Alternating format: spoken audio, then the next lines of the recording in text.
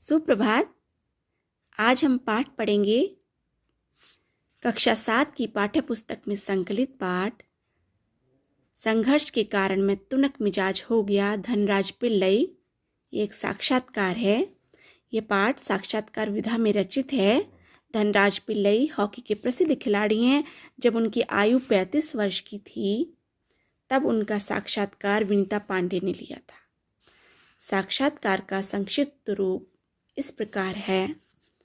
विनीता ने धनराज पिल्लई से पुणे की तंग गलियों से लेकर मुंबई तक के उनके सफ़र के बारे में पूछा तो धनराज ने बताया कि उनका बचपन मुश्किलों से भरा था। वे बहुत गरीब थे। उनके बड़े भाई हॉकी खेलते थे, उसी से उन्हें भी खेलने का शौक पैदा हुआ, पर तब उनके पास हॉकी की स्टिक खरीदने के लिए पैसे नहीं होते थे। अतः वे अपने साथियों से स्टिक मांगकर काम चलाते थे। उन्हें पहली स्टिक उनके भाई ने दी और यह स्टिक उनके लिए इस दृष्टि से बड़ी बेशकीमती थी क्योंकि वह उनकी अपनी थी। उन्होंने 1985 में मणिपुर में जूनियर राष्ट्रीय हॉकी खेली थी। तब वे 16 साल के दुबले पतले थे। 1986 में उन्हें सीनियर टीम में डाल दिया गया और वे बोरिया बिस्तर बांधकर मुंबई चले आए। उस साल उन्होंने बड़े भाई के साथ मिलकर मुंबई लीग में खूब धूम मचाई।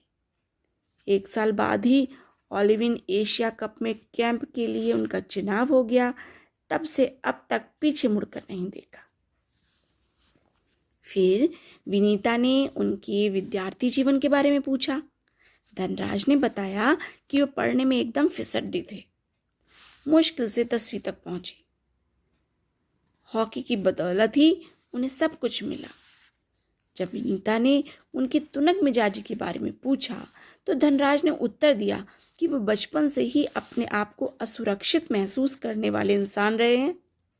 उनकी माँ ने उनके पालने में बहुत संघर्ष किया। वे बिना लाग लपेट के ही अपनी बात कहते हैं। कई बार उन्हें बाद में पछताना पड़ता है, पर वे अपना गुस्सा नहीं रोक पाते। वे बहुत भावुक इंसान हैं। वे अपने दोस्तों और परिवार की बहुत कद्र करते हैं। उनसे पूछा कि उनके लिए उनके परिवार की क्या अहमियत है तो वे बोले, मुझे सबसे अधिक प्रेरणा अपनी माँ से मिली। वे कहीं भी रहें, रोज रात को सोने से पहले माँ से अवश्य बात करते हैं। उनकी सबसे बड़ी भाभी कविता भी उनके लिए माँ के समान है। फिर विनीता ने उनसे पूछा कि उनके पास पहली कार कब आई। धनराज ने बताया कि उनकी पहली कार एक सेकंड हैंड महिंद्रा आर्माडा थी, जिसे उनके पहले मालिक महिंद्रा ग्रुप ने दिया था। वे तब मुंबई की लोकल ट्रेनों और बसों में सफ़र करते थे।